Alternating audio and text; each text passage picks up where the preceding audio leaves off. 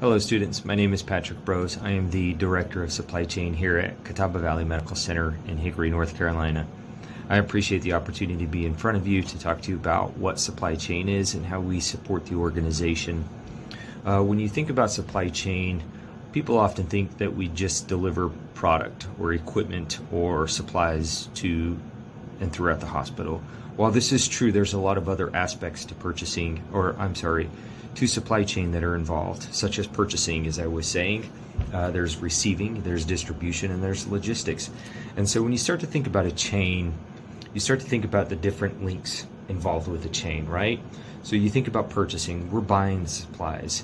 That supply is going to be coming into the hospital. There's a chain and a link, right? Receiving is going to receive the product. And now you've got distribution that's going to have to get the product up to the floors or to the units. So there's another chain and a link, which is also the logistics part of it. And so when you think of supply chain, don't think that we just deliver product. We do so much more than that. There's a lot more involved. There's a lot more than simply delivering product. There's capital purchasing. So you think about MRI machines and CT scanners and IV pumps, even furniture, kitchen equipment. So it's a wide variety of specialties in supply chain and a huge variety of support that we provide to the organization. Some hurdles, and this would be my closing advice as well. Some of the hurdles that you'll have to overcome, and that's probably going to be the case in any profession that you pick, is you're going to have to put your time in to get to where you want to be. You can't just come out of college and then be a unit director. You've got to put the due in. You've got to experience the ups and the downs of supply chain or whatever profession you're going into, and be patient with what it is that you want to achieve. You hear a lot of successes where they come right out of college and then all of a sudden or they drop out of college and they become instant millionaires or company owners or things of that nature. I would say that that's possible, yes. Those are very unique circumstances. Otherwise, you would be hearing about millions and millions of people out of college and starting up these businesses, these very wealthy businesses, in order to achieve whatever success it is that you're aiming for. I got in supply chain 20 years ago because of an accident that I had golfing. I had always wanted to be a pilot, and unfortunately I got hit in the eye with a golf ball in my right eye, and I'm blind in my right eye, and therefore I can't pass the vision test and I can't be a pilot. And so I was working through college as a part-time distribution clerk at a hospital, and it just sort of stuck with me, and therefore I just continued within healthcare and my education. The nice thing about supply chain is that you don't have to have a specialty degree to get into supply chain. You can be successful with an associate's degree all the way up to an advanced degree, such as a master's, a doctorate, or a PhD.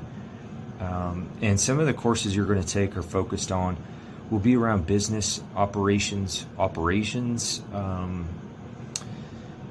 some human resources, and definitely finance. Because when you think about supply chain, I talked to you about purchasing. We're responsible for the organization's finances when we buy the supplies and the equipment.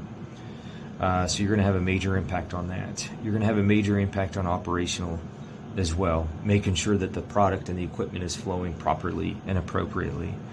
Those are going to be some of the typical courses that you're going to focus on through your degree.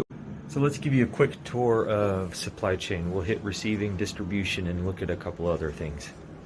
Quick tour of the purchasing department. They are responsible for about 58 to 63 million dollars in annual purchases, everything from your basic Band-Aid or ACE wrap all the way up to large capital equipment such as X-ray machines, CT machines, MRIs, pumps, even furniture.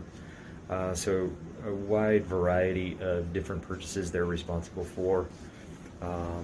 Roughly about 2,000 lines, 2,000 POs a month, about 14,000 line items.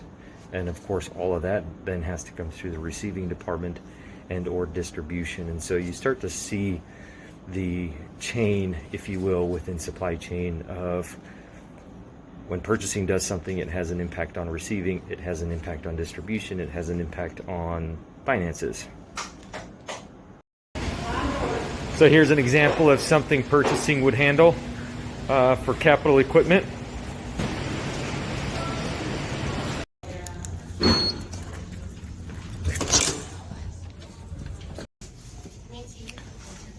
This is the distribution department, and this department handles all of the supplies that go up to the nursing units and the floors that are used primarily bedside.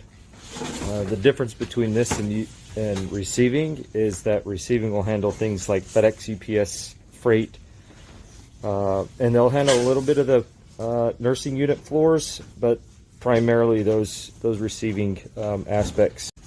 This department handles everything up on the nursing units. This is about 1,000 line items a day that come through this department alone. As you can see, it's a very manual job if you like to stay active. Another part of distribution work is managing the crash carts, that it is supplied with the proper medical supplies and making sure that the expirations are in date and making sure they have the right quantity of the item inside as well.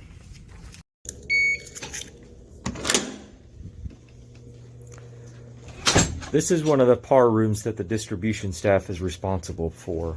I just showed you a short video clip of the staff breaking down the pallet. Once they're done breaking down those pallets and they sort and itemize the product, they're all going to put it on their carts and they're going to deliver them to these par locations. There are 24 of these par locations throughout the hospital, and what distribution is responsible for.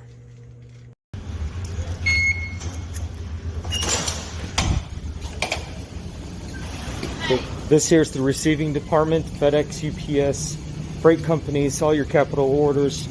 Really anything that comes into the hospital will come through this department, be sorted out, received, and then delivered up to the floors. Some of the stuff they handle is for the PARs, but most of it is going to be desktop deliveries to each of the respective locations. A minute ago, I told you about purchasing in the department that is. So everything else will run through purchasing. So about $58 to $63 million annually, which equates to about 175,000 line items. If you break that down by average of a month, it's about 12 to 14,000 line items per month runs through the receiving department. So the volume and the throughput is significant through receiving, but very, very, very important, very critical. So that 12 to 14,000 line items that are handled by purchasing that come through receiving department are all managed through this little space right here.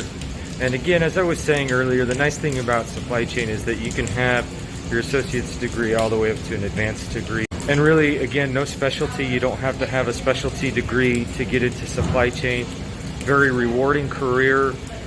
If you like to move and you like to groove and you like a little bit of exercise with it, receiving, distribution, purchasing, really any aspect of supply chain is really going to hit those areas for you. Again, I appreciate the opportunity of being in front of you, even though it is virtual, to talk to you about what supply chain is and how we support the organization. Thank you.